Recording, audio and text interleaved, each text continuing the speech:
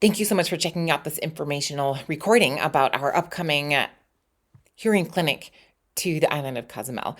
We had an informational meeting just to communicate what this trip is all about, but we had a little technical glitch and the recording didn't actually start until after we were well into the meeting. So I am going to give a little introduction. I'm going to catch you up and then we'll phase into the recorded part of the meeting so that you don't miss anything. So anyway, welcome. Thank you so much for your interest in this activity, this event, our Cozumel Hearing Clinic coming up in October of 2026. My name is Stephanie Kesson, and I am the founder of the Online Itinerant, and I can't wait to share with you more about this event and how you can plug into it. First of all, what's the plan for this recording? We're going to talk about why a clinic in Cozumel, the tentative schedule, our volunteer and equipment needs, as well as the logistics. I know your top question, the cost, and then our future plans. First of all, let me start off. Again, my name is Stephanie Kesson from the Online Itinerant, and this is a picture from May 2025. This is when the Online Itinerant piloted a new concept in deaf education where we did a conference on a cruise ship. And the theme of the conference was navigating the waters of working with students who are from non-English speaking families. And we especially honed in on students, deaf and hard of hearing students from Mexico. They're, as teachers of the deaf and hard of hearing, more and more of us are experiencing kids coming in from other countries. And currently there is just a large caseload of students that come in from Mexico.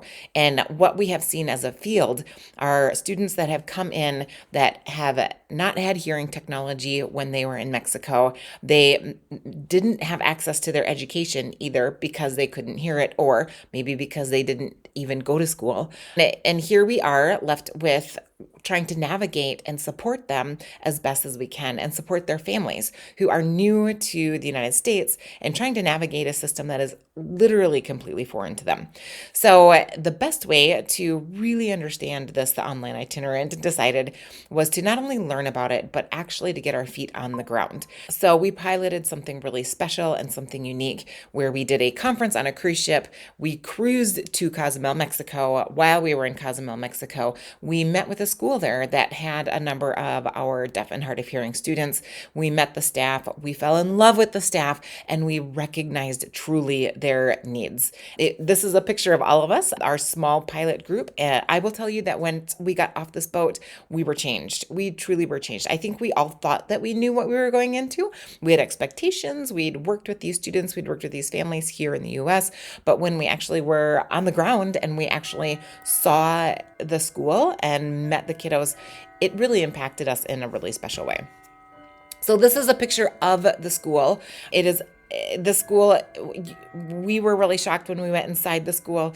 Everything was very simple, as in folding chairs and tables, not much, if anything, on the walls, and no books. But yet we met the teachers and the staff and the families of these kids, and the passion and the heart and the work that is being poured into these amazing children were really abundantly clear. We met a number of students who had hearing aids, and they all walked in so proudly to display them. You could tell that they were consistent with wearing their hearing aids. And then they were used to having them in, and they wore them. You could tell they were just used to this. So we wanted to check to make sure that everything was working optimally. And one at a time, we discovered that none of the hearing aids were working. I don't even mean that just a few of them were not working, but actually out of the students that we met, and the hearing aids and the hearing technology that we were able to check, none of them were working. And I should also mention that the hearing aids were archaic, really old, maybe 20 years old. So when we checked the hearing aids, we would open up the battery compartment and there would be no batteries in the hearing aids, or maybe the batteries were completely corroded. Not one had working batteries or batteries that were inside that worked, but you could just tell that the students had some anxiety when we took their hearing aids out of their ears. They definitely were used to wearing them. So we really regrouped at that time. We thought, okay, We clearly have a population here who wants to hear. We've got teachers who want to help these kids. They're pouring in, the family members are here. They're putting their hearing technology in consistently, but they obviously just did not have the training and the resources to be able to maximize this opportunity. So we taught the staff how to check batteries. We gave them batteries. We checked the hearing aids to make sure that they were working. Some of them were working, but we left knowing that we needed to come back. We needed to come back and we needed to pour into them in a new and better way because we had just been there on the cruise ship. So we were there for a very short amount of time, but we left knowing that we would be back. So here we are. Making a plan to come back in October of 2026. This isn't supposed to say 2027, it's supposed to say 2026. And here you are interested in pouring into this. And I just, again, want to thank you for having this interest in wanting to walk alongside of us. We need you. We need you. And we're excited to have you partner with us. So these are the dates that we're looking at. We're looking at October's 15th through 18, 2026. Now, this allows for a day to travel on the front end and on the back end, and then 2 days for our hearing clinic in the middle. So people who wanted to stay an extra day or two to really experience Cozumel, then we'll have some opportunities for you as well. This is just a brief little picture of me and the people on the ground that we are currently talking to and in collaboration with. So we've got standing next to me, we've got Yvette. She is the principal of the school of the picture that I showed you. That's called CAM School. CAM School is a school, it's the special education school. It's the school for children with significant needs. And then we've got Gretty. Gretty is, I like to describe her as the director of special ed. That's how I wrap my brain around it, but that's probably not the best way to describe it. So Cozumel has 3 districts, and she is what I would call the director of special ed for one of those districts. And then she partners with the other special ed directors as well. And then Carla on my right-hand side is the SLP. She travels between all of the kids in all of the schools and works with them. And this is a picture in Cozumel from this February. I was just there meeting with these lovely ladies. And Gabriella on the side is our Mexican liaison here in the US, but she is from Mexico. She's a teacher of the deaf. She's trained here in the US, but she is our communication partner. And she was there actually on the phone, and she was translating and making sure that we had clear communication access. So these are the people who are partnering with us, who are buying into this entire project. And we are working with the government, we are working with the schools, and we are working with the families just to make sure that we will have ongoing impact even after we leave. So again, the tentative schedule is we would arrive in Cozumel on Thursday, October 14th. We would have the first clinic day at the school on Friday, October 15th. Then on Saturday, hopefully we'll be in a clinic setting. This is for families and for people who for whatever reason was unable to make it to the school on Friday. I know there will be lots of people that will not be able to make it to the school. And then we'll have that day in the clinic. And then on Sunday, we will return home. Again, ignore the typos that are in this presentation. I made it quickly before we met. Okay, so this is where our technology kicked in and the recording picked up. So we're now going to phase in. You are about to meet Eva. Eva works for Advanced Bionics, and she is in charge of planning the actual clinic for us when we are in Cozumel. So just behavioral testing, raise your hand when you hear the beep. One thing that we also did with Hear the World Foundation is that in the room that we started otoscopy, we did a quick run through of how to do the raise your hand game, right? With the kids all at once. So that just gets them in that audiometry type of getting into that idea. So then the hearing screenings, again, most kids hopefully are going to pass. So that should be pretty quick. It's just going to be a quick screening. Hopefully we can have some sound level meters to make sure we can maybe adjust for the environmental noise. But once a kid passes, then he goes to, I guess, back to class. I'm not sure if they're going to be in class that day. And then the kids that don't pass, we are looking to hopefully get a complete audiogram from them at that time. we're hoping to have screeners that have bone conduction as well in case there are some of those conductive losses. But getting a full hearing basically an audiogram from them before leaving. I know we have some donated hearing aids. If time allows, I think for these trips, one of the things that we have to be very open to is just being really flexible and go with the flow. So if we do have time to fit them with hearing aids there, that would be great. So that when we come back on the cruise, we're maybe like doing minor adjustments and doing a little bit more of the fine tuning. Potentially, that would be the ideal thing.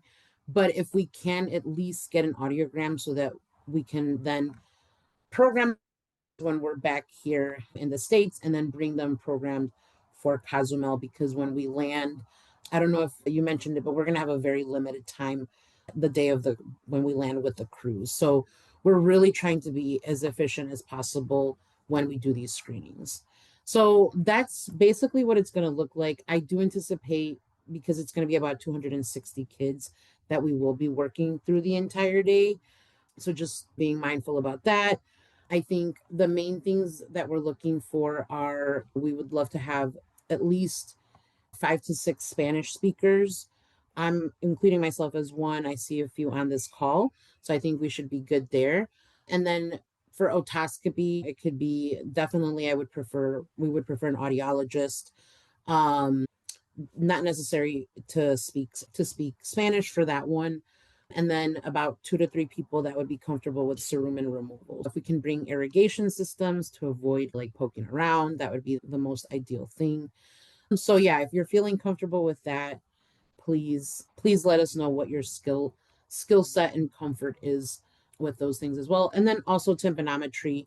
I think that's something that we could teach somebody as well, but preferably it would be nice to have an audiologist to do that portion as well, or at least supervise or make that kind of a team. But for every station, I would want at least one audiologist in each station to at least support that. And then doing the hearing screenings, raise your hand when you hear the beep. That's something that anybody can do. It doesn't have to be an audiologist. So that's something that if you've done it in the past, I know many of you work with deaf and hard of hearing children. So if you're feeling comfortable with that, but that's also something that we can practice like right before we go, or we can kind of prep you there. So yeah, that is essentially what we're looking to do. So again, if you are feeling comfortable, maybe drop in the chat what skills you feel comfortable doing. And again, Spanish is a plus, so that would be great. Again, we're going to probably have several meetings before that. One of the things that we're asking to is for equipment. So anybody that has an audiometer, I know we have that list of people that have one, but if you feel comfortable bringing it, I am going to have a call with Lindsay Jorgensen tomorrow. She is an audiologist out of University of South Dakota, and I do outreach with their indigenous community out in South Dakota with them. And she has agreed to let us borrow some of their OAE screeners and other equipment. So tomorrow I will know what we can borrow from them. But again, if you can drop in the chat what you can bring, then we can at least have compile a list of equipment that we can count on. Awesome. Any questions? Does anybody have experience with any outreach, either locally or in other countries? Raise your hand. No? It's pretty fun. Yeah, it's pretty fun. It's pretty dynamic, I would say. The things that happen is once the word gets out that you're there, then more people come and show up. So I think we can even maybe anticipate having additional people added to the schedules. So yeah, I think it's really exciting. I would say these families tend to be very appreciative of any support that they get. Stephanie has been great in securing hearing aids, I believe, from Oticon. Yeah, I'm going to announce that. Yes. Oh, sorry, Yeah, sorry. yeah, it's okay. We're going to have things to provide for them. So I think this is just going to be a great opportunity to provide very comprehensive audiological services while we're there. So yeah, that's about it. Sorry, Stephanie. No, you're great. You're great. You're great. Yes. I wanted to make sure that we had the whole big picture. So again, just to reiterate, we're looking at doing this 2-day clinic. When I was there in February, we asked the ladies, how many kids are you hoping to screen? And they said about 260 kids they were hoping to screen. And they thought that maybe 60 kids that they felt confident had hearing loss. The thing with Cozumel, so Cozumel is an island. They have no audiological services on the island of Cozumel. So, in order for a child or anybody to get an evaluation, they have to get on a ferry. They have to go to the mainland. They then have to get a ride to the doctor, and then they have to get that appointment. And then, of course, there's the finances of being able to afford hearing aids. I was surprised to learn that 70% of the population in Cozumel live at or below the poverty level. I thought that Cozumel would be more of a rich area of Mexico. I thought if anybody is wealthy in Mexico, it's going to be the people in Cozumel, and that is not true. So for these children, they get identified as needing special education because they're not making progress, but they can't be qualified as having any kind of hearing loss because they don't have any way of identifying that. So maybe they get qualified under cognitive disability or autism or something like that. So they said that they expected about 260 kids that they would like us to screen. And they felt that there were probably 60 kids that they felt had hearing loss. Now, we've been in conversation with a number of hearing aid companies, and I did finally get to connect with Oticon today. And Oticon has confirmed that they are able to donate 60 hearing aids, brand new hearing aids. So 30 pairs of brand new hearing aids for these kiddos. So I know I'm just like so excited about this. And we've got some other conversations that are happening with other companies as well. I do not think they will be the only people who are donating.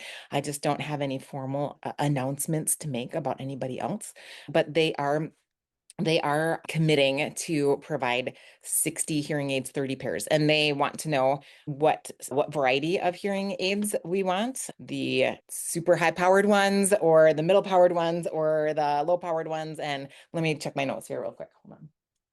Oh, I moved my notes somewhere, but I wrote down the exact model that they are donating. I don't have them off the top of my head, but yes, absolutely amazing from Oticon. I know we have had other people that are looking to provide funding or donations for this as well.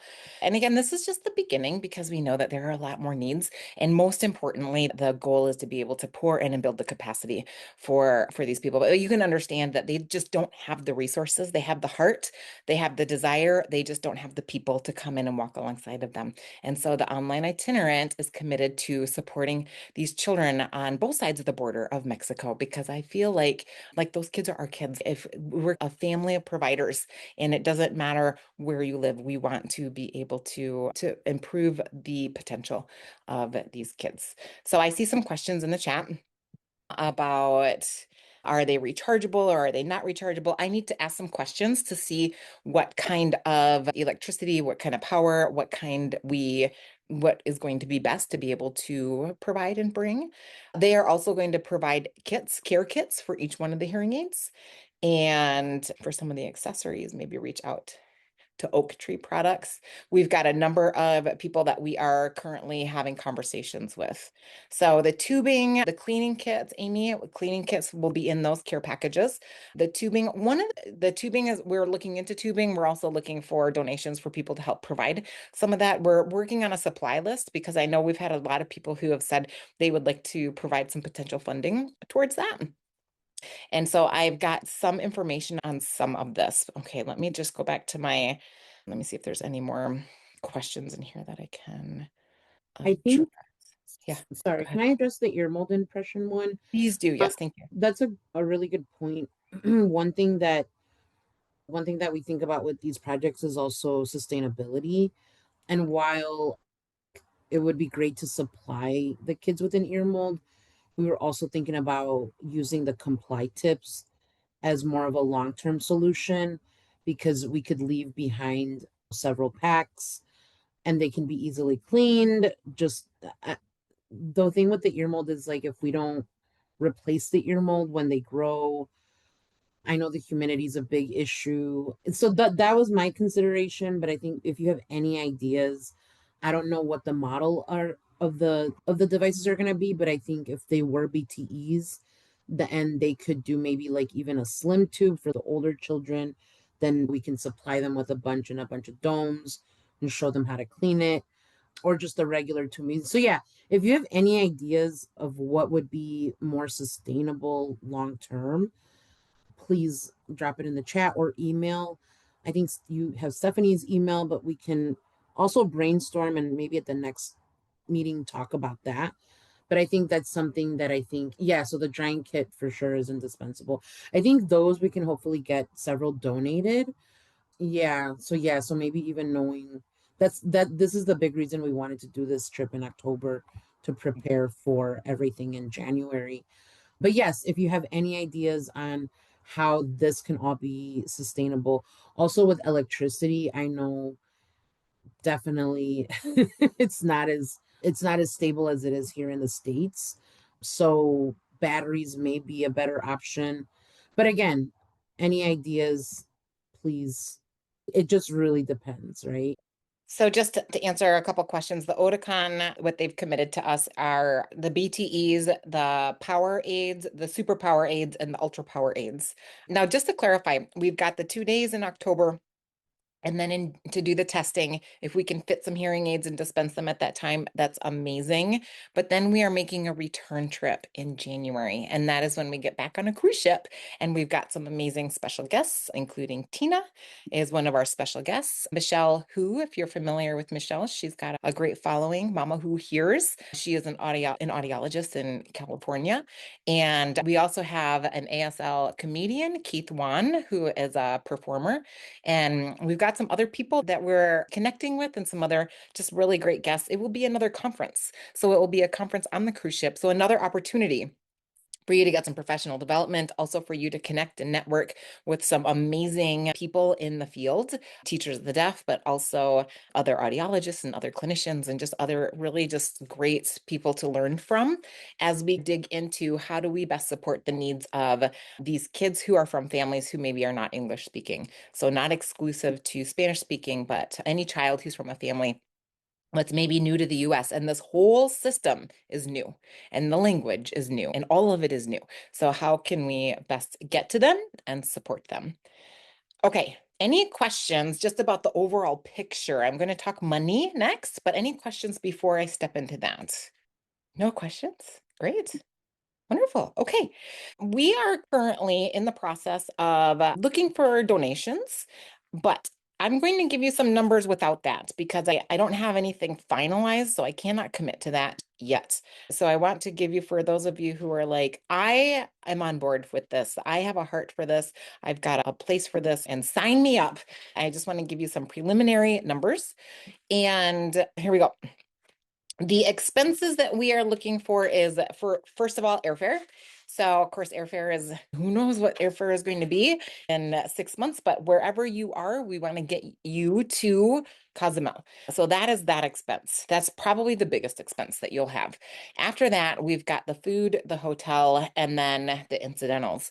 And honestly, those things all together, I put $400-ish, but I think that's liberal. I think we're looking at being under that for all of it. But because we're in such need of these things, people who can do the testing, people who can bring equipment, and people who can speak Spanish. So if you are any of these people, then we're going to reduce these expenses, food, hotel, and incidentals, for $50 for each one of these things that you can provide.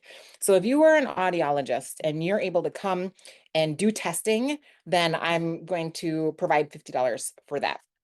If you can bring equipment to help do the testing, that is another $50 that I'm going to provide for that. And if you speak Spanish and you can help with the language barrier translation, then that is another $50. So if you hit all of those marks, then that would be a reduction of at least $150 in terms of this food, hotel, and incidentals. And I'd like to say potentially more. Again, I just don't have any of those numbers yet, but I do have a link set up, and this will be on on the website, and also I will be sharing it with all of you. That it's a donation site. What I would love to do is I'd love to do like a donation tree that we'd say, okay, this is how much tubing is going to cost, and this is how much this is going to cost. But I'm having a hard time kind of getting some of those numbers. So I don't have that yet. But what I do have is I do have a link that says, hey, I would like to provide financial support towards this event and towards the volunteers who are going, with an opportunity for people to actually donate towards specific people. So if you know somebody who's, I want to donate, that they want to donate towards your trip, then you can fundraise or you can do that for your trip. So I do have that. Again, these numbers are really rough because I don't have the finals in. Eva. Can I ask on this call, is there anybody that has access to Oak Tree or maybe is in private practice that you'd be able to get us pricing for some of these items? Yes. Awesome. I see Tina's got her hand up. Let me see if I've Well, got. a lot of these things too can be purchased on Amazon, like in bulk. So that's another thing to That is, consider, but maybe they'd be generous and be willing to donate some of this stuff too. I think it'd be worth asking. The worst that can happen is they say no, and then we go from there. Yeah, I think, yeah, I think Stephanie, you're getting requests for people wanting to donate. we are. Yeah. Yeah. By the way, I do want to mention the hotel. Currently, what we're looking at is like an Airbnb type situation, so that people would be either in their own room or in sharing a room with their own beds. So we're looking at some of those opportunities. If somebody wanted to go off on their own and stay at the Hyatt or whatever they have in Cozumel, I'm not even exactly sure what they have, then that would be a different expense. This would be like a coordinated stay at a place where everybody is at. The people in Mexico are going to help us with transportation from the airport to the schools and all of that. They're also going to help feed us while we're there. And I guarantee you that they will show you a lot of love and a lot of appreciation for any time that we are there. So there is that. And then again, we've addressed this, but what's next is that the clinic will be in October and then again in January. Then we've got this conference and networking cruise, and that happens January 14th through 18th. That is in 2027. And that would be amazing if you wanted to hop on that as well. And that is the cost of if you attend the cruise, that is the cost of the cruise. There is a conference that is an added fee, but you do get your professional development credits. We do have ASHA opportunities. And what's the other for what are the if you're a TOD, we've got lots of professional development opportunities. What are your professional development requirements? Is there anybody who has anything specific that we would be able to offer? We also would be able to offer, if you need volunteer hours, we'd be able to provide any type of written documentation that you've provided volunteer hours. So we just really want to lean into that for you.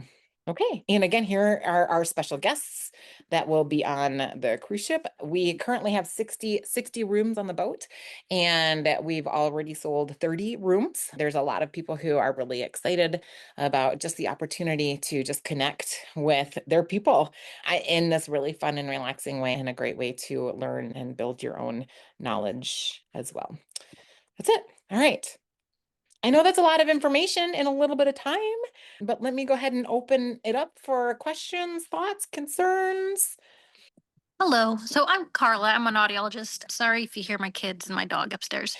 I guess my question would be, I know you mentioned that was my question as far as I've seen some of this. I know Starkey does some work and things like that, but I was always curious about the ear molds. So I do agree that doing something like a slim tube with like domes, I know typically we are not using those for pediatric patients, but I do feel like maybe long term that might be better for them to be able to clean and replace, have a different sizes, less expensive, I feel. And then you mentioned that Oticon was donating. Are you guys going to have the software uploaded to some for all of the programming and things like that? Or what are your Yes. thoughts? So I've already chatted with Oticon today, and they will make sure that if you are attending, that you have the Oticon software on your computer to be able to program the hearing aids. So if you don't have it, then they will provide it for us. Okay. And then you mentioned for returning, it'd be for the cruise ship. And it basically, there's not a lot of time then. So are you thinking a majority of it would have to be done? this first trip. I'm really glad that you asked that because the goal is for us to be able to do all the screenings. Now, we won't have all of them. I know that when we come back, there will be other people who will say, "Oh, I didn't make it on in October. Can you just do this now?" And we're going to have a station for that. But the goal is that we would be able to do the testing. We would be able to get the audiograms. And then from there, we would be able to program the hearing aids and get them ready to go. So if we're able to dispense some of them in October when we're there, that's great. If not, then our goal is to dispense them when we're there in January and have them programmed. And so then it would just be a quick fitting and then a dispensing at that time. And in addition, I do want to mention that one of the reasons that the online itinerant chose Cozumel is because it is a place that people go. So there is opportunity for you, if you ever were to vacation there again, there would be an opportunity for you to check in and do a visit and potentially connect with the school and do some follow-up. Or if you have donations that you want to provide, then you would have a way to do that. Because I know a lot of times once we leave a situation, our hearts have not left. We have this connection. We want to be able to go back. We want to see how things are going. So there will just, since it is such a place that's accessible to us, then there is opportunity for you on your own to be able to continue to visit and build that relationship. And the online itinerant will also be continuing that relationship as well. Stephanie, are there any kids with cochlear implants at the school? Yeah, I'm really glad that you asked that. We saw one, the cochlear implant of that one that we saw was not mapped properly. So he had sound awareness, but that was about it. When my husband and I were there in February, they specifically asked about being able to talk more about cochlear implants. And we have been in conversation. We're looking to get some numbers of kids who have cochlear implants, and we just haven't heard back. We don't have anything formative. And Gabriella, if you want to add to that, then and help make sure that I'm articulating all of that properly. Yes, they also wanted to know if long term would there be any chance of implanting, of conducting the surgery as well. So we don't know. So we only saw the one as Stephanie mentions, but there may be other kiddos, but we don't know yet. But they did ask about implanting down the road. Yeah. I think after we do this, something that I could do is I could submit the name of the school or the clinic to hear the word to look for projects for cochlear implants, but they also require like surgeons to be there and sustainability. So that is a little bit harder to offer, I would say. There is a possibility we know of the Mexico First AVT, Lilian Flores is her name. Some people may have heard her name in the past. So she works for Medell there. And she did mention that if that was the case down the road, they could provide the surgeons from Mexico City, from Hospital General, from the General Hospital. They have done these kind of projects in rural Mexico. So that is a possibility. I will also say that as we explore these potential opportunities, it's really important to me that we would not explore them in isolation, but that we would make sure that we're exploring them with the services of being able to build those auditory skills and be able to do that auditory therapy. And we've got a number of people who are interested in providing virtual trainings for this type of thing, handouts, record the trainings, and also even like the correspondence course from John Tracy Clinic, which apparently they have in Spanish. Ruben, you don't work for John Tracy Clinic, do you? I don't, Okay. but I just went there a few weeks ago, but I know everybody that pretty much works there. Yeah, I know that they do have some correspondence classes, and I know that they have them in other languages. So we've got some people who are interested in being able to provide those support services as well.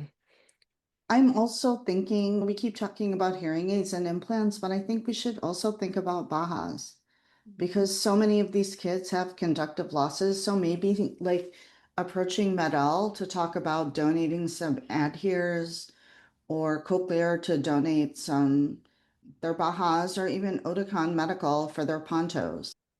And for some of these kids, that will give them sufficient access if they have chronic middle ear stuff, or these kids that have microtia or atresia.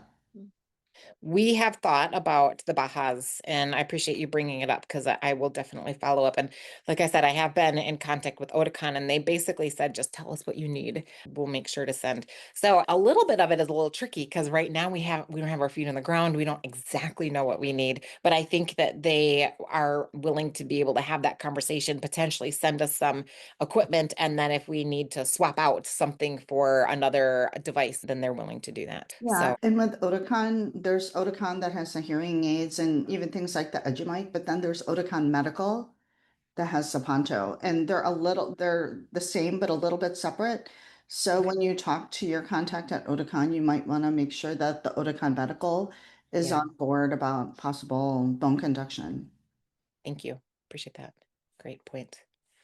Okay, other questions? I know we're getting close to our hour. And she brought up a question that I thought of earlier as far as like middle ear stuff. Is there plans? Is there any connection with any kind of physician as far as some things that could be treated medically? What are your thoughts on that? Eva, did you want to address that? Yeah. I don't know who is going to be at that clinic, Stephanie. I don't know if the doctors are going to be in that day, or if I don't know if you know. So we have been, and Gabriella is going to be able to help with this. We are working really closely with the people on the island because we want to make sure that we're collaborating with the medical people who are there so that they know that we are partnering with them. We're not trying to storm the island and take over or anything like that. So we are looking to do some of the testing in the clinic and working to be able to partner with the people who are there so that they do have some medical follow up so that they do have some doctor overseeing. Gabriella, can you speak any more to that than what I just said? No, you're right. So the first structure building we visited was a school, but as Stephanie is pursuing this amazing, wonderful project, so Carla from Mexico, in Cozumel, she works closely with the DIF, which is a medical public organization that is across the nation. So they have a building with cubicles, with rooms. So there are also, she already spoke with the director, and he is very willing to have us use their facilities. So we're just awaiting we want to have some pictures to find out. So Cam, we already have some pictures. We visited there. We know their facilities. They're very bare. That was my concern. They're bare walls, bare floors. Of course, it's a very hot, humid. There's no carpet there at all. So very echoey. So I'm just interested in finding out what and Stephanie still we're awaiting those pictures from DIF. That clinic part, it is going to be our liaison with the government, with the public sector, which also has connections with doctors and hospitals. So I think it is tangible. It's something that we can actually connect with the larger officials, public officers, so we can branch out and definitely be sustainable rather than just with the school. So the school has our heart in it. We have the school in our hearts. So definitely that will still continue to be it, but definitely we want to stretch out and reach out to the community at large. Okay. I do see a question in the chat. If anybody programs cochlear implants and here, anybody here able to map do that? Okay. So I know that it's late for some of you, and I know that you've been with me for an hour. So thank you. Thank you so much. I want to go ahead and wrap this up. This again was just an overall general informational meeting so that you know what's going on. We're still putting the pieces together. We're still looking to fill in those details. But I do want to put a link in for you. We are actually looking for up to 20 volunteers. And we figured that 20 people would provide for enough stations for us, would provide for a great flow for us, and would be able to provide that we would not be working these 12 14-hour days without any breaks, but that we would be able to really connect and support the kids that we're working with, the families and the professionals, and also connect with each other. So we're continuing to look for volunteers. Meeting has been recorded. I'll probably have to add a little bit to it because I got a little late start with the recording. If you feel like, yeah, Stephanie, sign me up, I am on board, I have a link for you to put a deposit down. Also, we're partnering with Hands United, which is a 501c3. The online itinerant is not a 501c3, but the Hands United is, and we're partnering with them. So we can make this a tax deduction for you. And if you are like, count me in, I want to come to Mexico in October, then go ahead and fill out the deposit link here. It's a safe link. If we get donations that reduce your amount, then you will be refunded any amount that is above and beyond that 250. You can also provide more if you're like, I just want to pay the whole thing and I want to offer that. I will send the link via email. Yes, yes. The other one that I'm going to send via email, and I'm just going to put this in the link for you. This also will be on my website. And that is the donation link. All right, now I don't have a tree, but I do have if you would like to donate to the cause, you can name the amount, and it's for the lowest amount is $25, but it can go up as high as somebody wanted to. And you can put who or what you want to provide your donation towards.